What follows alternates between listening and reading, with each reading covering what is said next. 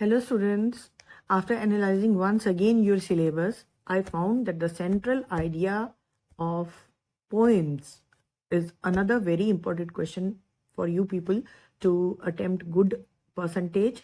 So I wrote them personally by myself for you people only. And the PDF of all these poems, central idea of all these poems will be provided in the description box. I have write it down for you people only, and if there will be any linguistic mistake, please avoid that. ठीक है, अगर कहीं पे आपको कोई language related या कोई, क्योंकि बिकॉज मैंने इसको खुद से लिखा है, जितनी भी 10 पोएम्स है सेंट्रल आइडियाज आपके लिए, तो बिकॉज इससे आपको कहीं ना कहीं बहुत हेल्प मिलने वाली है. अगर आपको ये सेंट्रल आइडिया अच्छे से समझ में आ जाएगा, then you will be able to attempt all the questions from poetry section. अगर कहीं से भी पोइम का कोई भी पार्ट से पोइम क्वेश्चन आएगा, आप उसको बहुत आसानी से कर लोगे. So let me start with the poem prayer, central idea. This poem is you know very well, because मैंने हर एक पोइम की भी अलग से वीडियोस बनाई हुई हैं. आपको पता है कि ये जो पोइम है, this is just an attempt of the poem to reconnect people to the divine power. Divine power obviously is God. कि यहाँ पे पोएम, जो ये पूरी पोएम है, यहाँ पे poet is addressing to God. इस पूरी पोएम में जो ये जो पोइट है वो किसको एड्रेस कर रहा है? गॉड को. मतलब फॉर पॉजिटिविटी. पूरा ये जो पोएम है, आपको बहुत सिंपल सी पोएम है. सेंट्रल आइडिया ही यही है कि वो चाहता है कि भगवान हम लोगों को नेगेटिविटी से दूर रखे. ठीक है, तो बाकी आपको पीडीएफ में उसका पूरा डिटेल में मिल जाएगा. Miracle, we as the reader always think that miracle is something that seldom happens. हमें लगता है कि miracle वो होता है जब कभी कभी होता है. No, but the poet has stressed to change this very thinking of ourselves with the help of this poem. मतलब कि यहाँ पे जो पोइम है, इस पोइम में पोइट ये कहता है कि हर एक चीज, हर एक लाइन जो है, जो भी उसमें लिखी गई है मिरेकल में, पोइट के हिसाब से वो मिरेकल है. ठीक है. Again, when you are old. In this poem poet has explored the bitter truth between beauty and time. मतलब यहाँ पे जो व्हेन यू आर ओल्ड में पोइट हमें क्या बताना चाहता है, बिकॉज यहाँ पे उसने अपना पूरा, मॉड गोने नाम की एक लेडी थी जिसको वो चाहता था. This poem is addressed to her as beloved. मतलब पोइट ने यहाँ पे उसने कहा है कि he has conveyed the message that love for one's beauty and body is not true love. True love, it is superficial. This type of love will wither away with time. Only true love always remains constant. कहता है कि poet यहाँ पे उसने कहा है ना कि I will love your changing faces. मैं तुम्हारे बदलते चेहरे से भी प्यार करूंगा. मैं तुम्हारे, मतलब तुम जब बूढ़ी हो जाओगी, पोइट का जो आपका इसका टाइटल है उसका मतलब ही यही है ना. तो यहाँ पे ट्रू लव के बारे में पोइट बताना चाहता है कि what is true love. True love जो है वो समय के साथ नहीं बदलता है. जो ऐसे हैं तो मतलब जिनका लव प्योर नहीं है, वो चेंज होते रहते हैं. उसके बाद आ गया हमारा speak up. Speak up is a poem. This poem was written when India was under British rule. When India was under British rule. In this poem, poet has stressed upon the fact of speaking up against injustice and oppression. He has used various images and metaphors, etc. वो तो बहुत सारी इस poem में use की गई हैं. ये जो पोएम है ना, this is an attempt of the poet to give voice to the voiceless. मतलब उस टाइम की पोएम है जब हम लोग अंग्रेजों के गुलाम थे. तो यहाँ पे पोएट जो है हम लोगों को एज रीडर्स हमें ये कहना चाहता है कि उठो. जो लोग मतलब ये है, ये लाइन जैसे मैंने लिखने का कोशिश की है, ये the poet is trying to give voice to the voiceless. This poem is a powerful reminder of the impact that speaking up can have in making the world a better place to live. मतलब हमें गलत के खिलाफ बोलने की आदत डालनी चाहिए, क्योंकि उससे जो है हमें बहुत सा, अगर उस चीज से हमें फायदा हो तो हमें बोलना चाहिए गलत के खिलाफ, ठीक है। तो वैसे ये पोएम जो है वो ब्रिटिशर्स के खिलाफ, अंग्रेजों के गलत उसके खिलाफ, जब हमारा वो फ्रीडम के लिए स्ट्रगल चल रहा था तब की पोएम है ये। Again Snowdrop. This poem has conveyed the you can say मतलब कि यहाँ पे हमें जो नेचर, स्नोड्रॉप एक फूल का, ऐसे तो हमें बताया गया कि ये फूल है, but this poem has conveyed the resilience of nature amid harsh winter. मतलब कि कैसे बहुत सारी मुश्किलों के बाद भी स्नोड्रॉप, जिसे हमने एक प्लांट का नाम दिया है उसमें पोएम में, वो कैसे खड़ा है।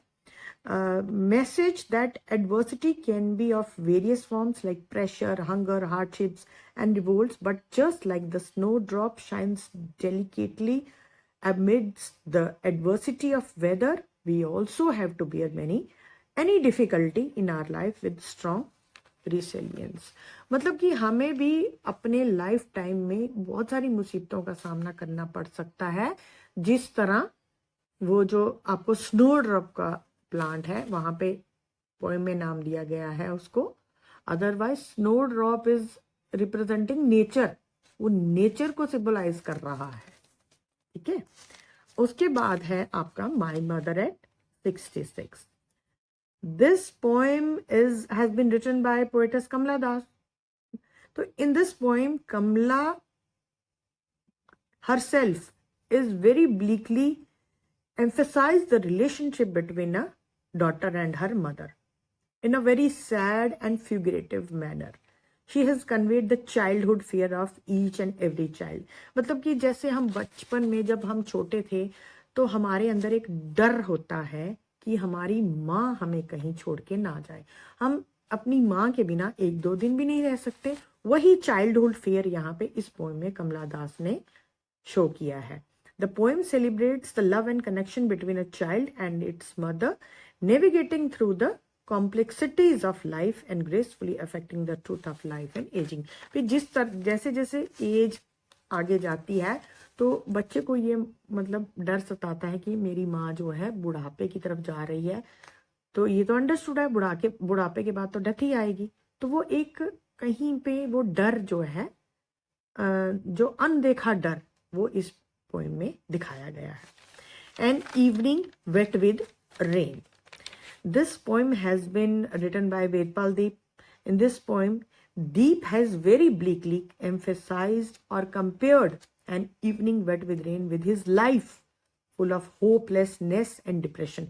इस पोएम में जो पोइट है वो ये जो इवनिंग को किससे कंपेयर कर रहा है? अपनी लाइफ से, कि अब उसकी लाइफ की जो शाम है वो भी ढल चुकी है, मतलब कि वो अब is near to old age now, मतलब अब वो बुढ़ापे के नजदीक आ चुका है। And no hope is left in his life, the earthen lamp of his life is flickering and can go out any time. मतलब उसने अपनी लाइफ को बोला है कि जो अब उसकी लाइफ का दिया भी जो है वो लाइट जो ऐसे जगमग जगमग कर रही है, मतलब हिल रही है और किसी भी समय वो दिया बुझ सकता है। तो an evening wet with life, an evening has been compare to the evening of his life, उसको लाइफ से कंपेयर किया गया।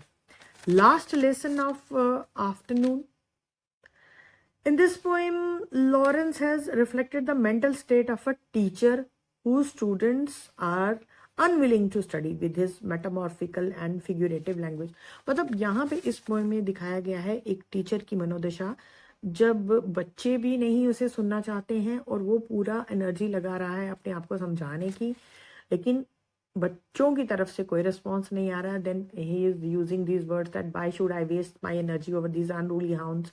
मतलब उसके जो प्रोफेशन को, टीचिंग प्रोफेशन को हंटिंग से कंपेयर किया गया है, स्टूडेंट्स को अनरूली हाउंड से कंपेयर किया गया है। तो ऑन द होल यहाँ पे पूरा जो है एक मेंटल स्टेट टीचर की बताई गई है। From I explain a few things.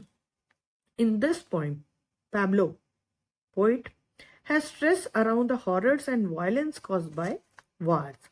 Through his words, Pablo condemns the violence while also acknowledging the resilience of human spirit. यहाँ पे पोएम में क्या है कि पूरा बताया गया है कि वॉर से क्या अफेक्ट हो सकता है किसी भी जगह। आप देख सकते हैं जैसे यूक्रेन और रशिया की वॉर कब से चल रही है और उसका असर भी दिखाया, मतलब आप टीवी तो देखते ही हैं, उसमें पूरा बताया जाता है कि वॉर के बाद कितना नुकसान होता है। तो ये जो पोइम है ना, यहाँ पे पूरा जो पोइट है हमें यही बताना चाहता है कि how Spain has change from the land of flowers to the land of dead bodies and broken houses. मतलब कि वॉर के बाद किस तरह जो वो लैंड है स्पेन का, जो स्पेन की जो धरती है वो किस तरह पूरी इसमें कन्वर्ट हो गई है डेड लैंड में, हर चीज तबाह हो गई। Tale of Custard the dragon, ये जो पोएम है this is a funny poem. The poem stresses around the fact that courage can often come from unexpected places and it often lies within someone. Through Custard's transition from cowardness to courage, मतलब एकदम से पहले हम पढ़ते आए हैं कि Custard is asking for a nice safe cage, वो हमेशा से केज केज केज ढूंढी जा रहा है और लास्ट में हम देखते हैं कि जब वो पायरेट एंटर करता है वो एकदम से झपटा मार के उसके ऊपर खुद ही उसको मारता है। तो यहाँ पे Ogden Nash has said that seemingly coward people can often become the most courageous when necessary, and the seemingly most courageous ones can become the most coward can become the most courageous sometimes। ठीक है कि कभी कभी ऐसी situation आती है कि बहुत कायर सा बड़ा नाजुक सा दिखने वाला इंसान भी बहुत बहादुर और बड़े मतलब बहादुरी से सिचुएशन को फेस करता है। सो आपको ये मैंने सारी जो सेंट्रल आइडियाज है खुद से लिखने की कोशिश की है एक आपके लिए। तो अगर if you people found any type of linguistic mistake, कोई कटिंग है कुछ भी है, तो इग्नोर दैट, उसको आप इग्नोर कीजिए और try to understand the central idea. आप हर एक लाइन को ध्यान से पढ़िए क्योंकि अगर आप ये पढ़ लेंगे ना उसके बाद आप कोई भी क्वेश्चन को समरी में भी डाल सकते हैं, थीम में भी डाल सकते हैं और आप क्वेश्चन भी कर पाएंगे इसको। ठीक है, और इनकी जो पीडीएफ है मैंने आपको पहले भी बताया वो आपको डिस्क्रिप्शन बॉक्स में मिल जाएगी।